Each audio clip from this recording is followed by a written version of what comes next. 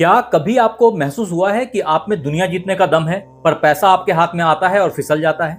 आपकी सबसे बड़ी दौलत आपकी साहस, आपकी क्षमता, आपकी अदम्य ऊर्जा है जो आपके रगों में बहती है। लेकिन इस साहस को सही दिशा देने के लिए, इस ऊर्जा को एक्चुअली चैनलाइज करने के लिए आपको सिर्फ एक ग्रह के आशीर्वाद की जरूरत है, ताकि आप अपने मेहनत का पूरा फल प्राप्त कर सकें। ये बात सिर्फ आप पे नहीं है मित्र, वास्तव में ये पूरे मेष राशि वालों पे एप्लीकेबल है। हर एक उस शख्स पे एप्लीकेबल है जो अथक परिश्रम कर रहा है, लगातार प्रयास कर रहा है और सफलता दो कदम आगे भाग जा रही है। बस वहां पहुंचने, फिर वहां से और आगे भाग जा रही है। ये सीन जो है ना, ये सीन हतोत्साहित करती है। ऐसे में जो आपके धनेश हैं, पूरे मेष राशि की कुंडली को अगर देखेंगे तो इसमें जो धनेश यानी कि द्वितीय भाव के मालिक हैं, यानी कि शुक्रदेव, ये मेष राशि में धन के मालिक हैं और मेष वालों के लिए डिफरेंट काइंड ऑफ धन योग का फॉर्मेशन करते हैं। ऐसे में आपको करोड़पति बनने से कोई रोक नहीं सकता, अगर सिर्फ एक ये ग्रह अच्छा हो तो नमस्कार मित्रों, एस्ट्रोलॉजी स्टार्स चैनल में आपका फिर से एक बार स्वागत है। दोस्तों, आज हम बात करने वाले हैं मेष राशि के धन योग और धनेश के बारे में, मेनली कॉज ऑफ यही एक अकेले लॉर्ड हैं, यही एक अकेले प्लैनेट हैं जो आपको धन से आनंदित कर सकते हैं, धन की वृष्टि कर सकते हैं आपके ऊपर। अगर ये प्रसन्न हो गए तो करना क्या होगा, मैं वन बाय वन बताते जाऊंगा। आप हमारे साथ बने रहिए आखिर तक। मैं हर एक टोने टोटके, हर एक सॉल्यूशन बताते चला जाऊंगा, जिससे आपकी फंसी हुई जिंदगी, अगर आप अभी तक धन को लेकर के परेशान थे, तो सारी परेशानियां आपके इस एपिसोड में मैं दूर करने की कोशिश करूंगा डिफरेंट काइंड ऑफ रेमेडीज से। चाहे वो लाल किताब के टोटके हों, चाहे वो रत्न हों, अन्यथा तंत्र मंत्र यंत्र, जिन भी तरीके से हो पाएगी, मैं आपको हर तरीके का सॉल्यूशन दूंगा। अतः बने रहे हमारे साथ में। हाँ, अगर आपने हमारे चैनल को लाइक, सब्सक्राइब, फॉलो नहीं किया है तो कर लीजिए। बेल बटन को दबाना मत भूलिए दोस्त, जिससे हमारी हर वीडियो इंस्टेंटली आप तक पहुंच जाए। और हाँ, अगर इन्हीं चीजों को और विस्तार से समझना हो तो हमारी वेबसाइट astrologystars.com को जरूर एक बार चेक करें। यहाँ हमने इन्हीं चीजों को बहुत विस्तार से लिखा है। सिर्फ राशिफल नहीं, बल्कि धन, व्यापार, नौकरी, विवाह, इन सारे चीजों के अराउंड बहुत सारी चीजें लिखी हैं। नॉट ओनली दिस, इनफैक्ट इसके अलावा टोने टोटके भी लिखे हैं, जिसको करके आप इन सारी चीजों की प्राप्ति कर सकते हैं। अब मित्र, आगे बढ़ने से पहले ये बताना जरूरी है कि आज के एपिसोड में खास प्रश्न ये है कि सबसे ज्यादा धन कौन सा ग्रह देता है, या यूं कहें कि सबसे ज्यादा पैसा कौन सा ग्रह देता है, अथवा पैसा देने वाला ग्रह कौन सा है। तो समझें दोस्त कि आपके पूरे कुंडली में, मेष राशि वालों के पूरे कुंडली में, इस घर को जो द्वितीय भाव, जहां 2 लिखा है, इसको द्वितीय भाव बोलते हैं, इसको धन भाव भी बोलते हैं। ये वास्तव में आपके लेगेसी को दर्शाती है। ये बताती है कि आपके अंदर जो नेचुरल प्रॉपर्टीज हैं वो क्या हैं। वास्तव में ये भाव आपकी परमानेंट धन को या पैतृक संपत्ति को दर्शाती है। आप बोलेंगे कि यार, मैं तो दैनिक संपत्ति की बात कर रहा हूं, मैं पैतृक संपत्ति की बात नहीं कर रहा। मेरे तो पिताजी की संपत्ति तो कब की खत्म हो गई। ठीक है, दैट्स फाइन। लेकिन ये सिर्फ इतना ही नहीं है, वास्तव में इसको गहरे समझने की जरूरत है। गहरा ये है कि प्रॉपर्टी यानी कि आपकी जो इनहेरेंट चीज है, आपके अंदर की जो चीजें हैं, जो आपको विरासत में मिली हैं, आपके नेचर में समाहित हैं, आपके शब्दों से निकल रही हैं। आपकी आवाज भी इसी भाव से देखी जाती है, आपकी बोलने के स्टाइल भी यहीं से पता चलते हैं। ऐसे में अगर ये भाव अच्छा होगा तो आपको धन की प्रचुरता मिलती रहेगी, बनी रहेगी। अब प्रश्न ये है कि ये भाव अच्छा कैसे होगा, क्या ये भाव खराब क्यों हो जाता है, खराब है वो कैसे मानूं, अच्छा है वो कैसे मानूं। फंडामेंटली ये समझें कि आपके कुंडली में मेष राशि वालों, शुक्र जो कि आपके द्वितीय भाव धन के मालिक हैं, धनेश हैं, different kind of yogas form करते हैं पूरी कुंडली में, अलग अलग जगहों पे। इनका सबसे अच्छा धन योग तब बनता है जब धनेश लाभेश के साथ कोई रिलेशनशिप एस्टैब्लिश करें, अथवा भाग्येश के साथ किसी तरह के संबंध में आ जाएं, या इनसे दृष्ट हो जाएं, अथवा इनके भाव में आ जाएं, अन्यथा ये दोनों में से कोई इनके भाव में आ जाए। ऐसी स्थिति में मेष राशि के लिए सबसे धनी योगों का निर्माण होता है। अब दोस्त, यहाँ समझने वाली बात यह है कि अगर आपके धनेश कमजोर हैं, मुझे नहीं पता वो आपके किस भाव में हैं, कहाँ हैं आपकी कुंडली में बैठे हुए। इस वीडियो को यहीं रोकें और एक बार अपनी जन्म कुंडली को चेक करें और यहाँ लिखें कमेंट बॉक्स में कि आपके जन्म कुंडली में जो शुक्रदेव हैं वो कहाँ बैठे हैं। मैं मेष राशि की बात कर रहा हूं अथवा मेष लग्न की बात कर लें, अन्यथा ये समझ लें कि अगर आपका जन्म 19 मार्च से 21 अप्रैल के बीच हुआ है तब भी आप मेष राशि के हैं और ऐसे में आपको आपकी जन्म कुंडली में शुक्रदेव का स्थान चेक करना चाहिए। हालांकि देखिए, समझने वाली बात यह है कि जो गुरुदेव हैं वास्तव में मेष राशि की कुंडली में धन के कारक माने गए हैं, लेकिन मुद्दा यह है कि वो सिर्फ कारक हैं। जो धन के लॉर्ड हैं, जो धन के मालिक हैं आपकी कुंडली में मेष राशि वालों, वो वीनस हैं, शुक्रदेव। ये अकूत धन देने के लिए रिस्पॉन्सिबल हैं आपकी कुंडली में। तो कुछ मित्रों ने पूछा ना कि धन योग के लिए क्या शर्त है, तो शर्त सिर्फ एक है कि ये जो शुक्रदेव हैं ये अच्छे जगह पे प्लेस्ड होने चाहिए, जो मैंने पहले बताया, अथवा इनके ऊपर किसी क्रूर ग्रह की दृष्टि ना पड़े, एक्सेप्ट लग्नेश।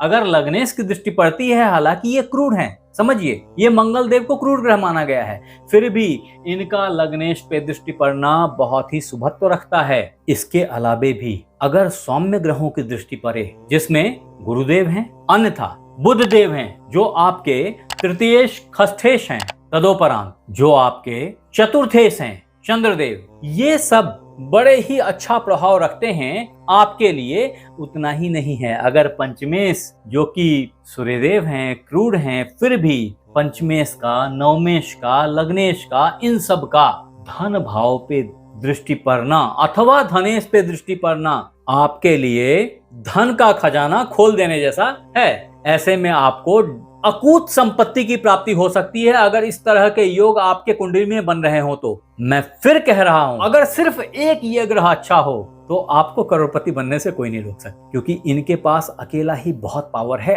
आपकी कुंडली के लिए, मेष राशि वालों के लिए। क्योंकि एरिस वाले बड़े अग्रेसिव होते हैं, बहुत पावरफुल होते हैं और वास्तव में धन को कई दफा आप धूल समझने लग जाते हैं। ये आपकी बड़प्पन है, जैसा कि रश्मि रथिन में कर्ण ने कहा था, जीवन को मूल समझता हूं, धन को मैं धूल समझता हूं। तो वही बातें हैं यहाँ पे दोस्त। फिर भी एरिस ज़ोडिएक साइन पीपल बड़े एग्रेसिव होते हैं और ऐसे में जैसा मैंने पहले ही बताया कि धन को इन्वेस्ट करने में ज्यादा बिलीव रखते हैं, इंस्टेंट डिसीजंस लेने में इनकी महारत हासिल होती है। ऐसे में रिस्क लेने में माहिर आप, तुरंत निवेश करने और धन को माध्यम के तरह यूज करना, ये आपकी होशियारी में शामिल है। इतना ही नहीं है, वास्तव में तेजी से पैसा बनाना और अपनी महत्वाकांक्षाओं को पूरा करना, या यूं कहूं कि आप लग्जरी के बहुत ही फैन हैं, तो लग्जरियस लाइफ लीड करना आपकी प्रायोरिटीज में से एक है। आपके पैसे वहां खर्च होते हैं, आप वहां पे निवेश भी करते हैं, आपकी प्रॉपर्टी में निवेश बहुत ज्यादा वैल्यू रखती है। ये सब कुछ एरिस वालों के लिए बहुत ही नपी तुली चीजों में से एक होता है, जो मेष राशि वालों को अच्छा मोटा मुनाफा कमा करके देता है, ऐसी मेरी मान्यता है। यहाँ ये याद रखने वाली बात है कि चूंकि वृषभ राशि जो टॉरस है आपका द्वितीय भाव में बैठा हुआ ज़ोडिएक साइन, ये साइन जो है ये स्थिर राशि है। ऐसे में जो धन की आवक है वो ला करके जमा करने की प्रवृत्ति आप में धीरे धीरे ग्रेजुअली डेवलप कराती है और इस बात को बताती है कि आप शॉर्ट रन में नहीं, लॉन्ग रन में पैसा कमाएंगे तो शायद अच्छा पैसा कमाएंगे। अब मित्र ये समझें कि मेष राशि वालों को कौन सा ग्रह अचानक धन देता है, तो इसको समझने से पहले आपको ये समझना चाहिए कि मेष राशि वालों की सर्वोत्तम धन कमाने की उम्र और स्टेबिलिटी किस एज में देखी जाती है। तो समझे मित्र कि मेष राशि वालों को धन और वित्तीय स्थिरता थोड़ी देर से मिलती है, कारण